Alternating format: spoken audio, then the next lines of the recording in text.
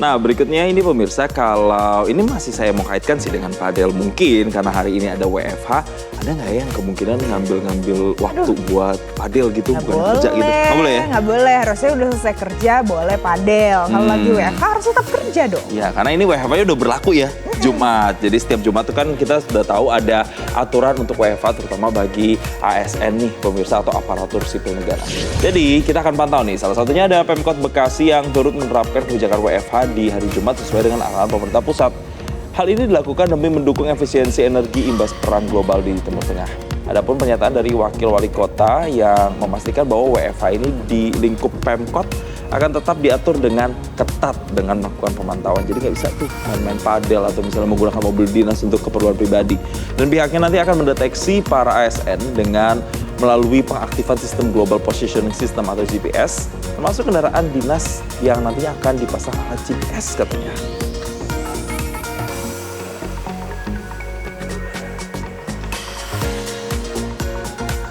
Tapi nggak cuma di Bekasi, pemirsa. WFH di hari Jumat juga berlaku bagi ASN di Kota Kupang, Nusa Tenggara Timur.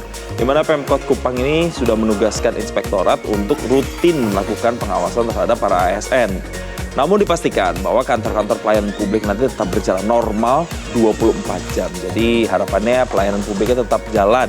Dan sejumlah larangan pun diberlakukan bagi para ASN yang menerapkan WFH, yaitu dilarang bepergian keluar daerah, dilarang menggunakan mobil dinas, dan juga wajib mengaktifkan handphone selama 24 jam. Jadi tetap work from home, bukan berarti liburan gitu ya.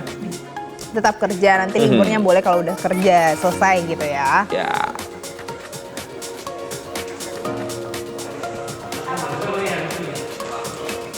Ya, jadi kan pemirsa, pemerintah ini memberlakukan WFH bagi ASN setiap hari Jumat. Alasannya sih atau semangatnya supaya menghemat energi di tengah eskalasi konflik di Timur Tengah ya, Valen ya. Betul, jadi tapi apakah WFH ini betul-betul diterapkan secara bijak dan bagaimana situasi terkini pagi hari ini? Kalau sekarang kan biasanya jam orang lagi rush mau ke kantor, ya kan? Lagi nih ya. macet-macetnya biasanya. Jadi bagaimana mobilitas pekerja hari ini? Kita akan tanyakan pada jurnalis Metro TV, ada Elma Rosana dari Stasiun Dukuh Atas, Sudirman, Jakarta, yang biasanya ini juga jadi salah satu lokasi yang ramai pekerja kalau pagi hari. Elma, pagi. Jadi bagaimana pantauan Anda di sana pagi ini? Apakah lebih sepi? Iya, selamat pagi Valen dan juga Jason. Benar sekali. Work from home bagi sebagian ASN di Provinsi DKI Jakarta, dan saat ini saya melaporkan atas yang mana menjadi pintu gerbang yang tinggal di daerah penyangga seperti Bogor, Depok, dan juga Bekasi untuk menuju ke kantor pemerintahan yang ada di Jakarta Pusat, yakni kantor kementerian yang ada di area Tamrin, dan juga Medan Merdeka. Dan kawasan Dukuh Atas ini sendiri merupakan titik integrasi ya Valen dan juga Jason bagi 4 moda transportasi mulai dari LRT, MRT, KRL, dan juga Transjakarta. Dan pantauan kami sejak pagi tadi di tepatnya ada di peron LRT, bahwa kepadatan jika dibandingkan dengan hari biasanya ini tidak jauh berbeda atau masih sama padatnya kalau pada rush hour seperti ini. Kalau kita lihat juga bagian eskalator untuk turun yang menjadi favorit ya bagi para pekerja untuk turun dari peron LRT menuju ke lorong.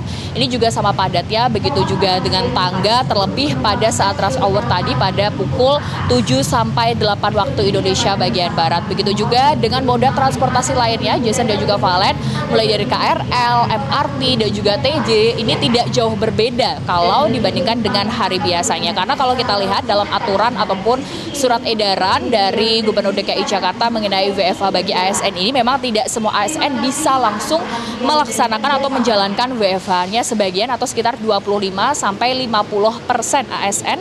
Dan sementara itu untuk pejabat struktural dan ASN yang bekerja di sektor seperti pendidikan, kesehatan, kebersihan, kebencanaan, transportasi ini tetap melaksanakan WFO atau work from office. Dan selain itu juga untuk melaksanakan WFH ini, ASN juga memiliki beberapa syarat ya, seperti tidak dalam masa hukuman dan juga memiliki masa kerja minimal 2 tahun. Dan juga harus melakukan absensi secara ketat. Dan kalau kita lihat pada sebelumnya memang pemerintah Provinsi DKI Jakarta ini resmi memberlakukan skema WFH melalui surat edaran pada nomor 3/SE/2026 yang ditandatangani langsung oleh Gubernur DKI Jakarta Pramono Anung, dan sejalan juga dengan surat edaran dari Menteri Pan-RB yaitu nomor 3 tahun 2026 yang berlaku efektif pada 1 April 2026. Untuk tujuan WFH sendiri, Valen dan juga Jason, ini untuk transformasi budaya kerja ASN yang lebih efektif dan juga efisien. Selain itu untuk akselerasi layanan digital pemerintah daerah, efisien sumber daya, mengurangi polusi akibat berkurangnya mobilitas dari masyarakat sendiri, terlebih ini untuk ASN, serta mendorong ASN untuk memiliki budaya hidup sehat. Dan salah satu targetnya adalah mengurangi atau menghemat APBN sebesar 6,2 triliun. SE ini akan dievaluasi secara bertahap, Valen, dan kita masih akan melihat nanti bagaimana pada saat jam pulang kerja ya, terlebih di titik-titik seperti stasiun Duku Atas menjadi titik integrasi bagi moda transportasi. Demikian, kembali ke Anda di studio, Jason dan juga Valen. Baik, Elma, terima kasih untuk informasi terkini dari Anda dari Stasiun Duku Atas Jakarta. Jelajahi cara baru mendapatkan informasi. Download Metro TV Extend sekarang.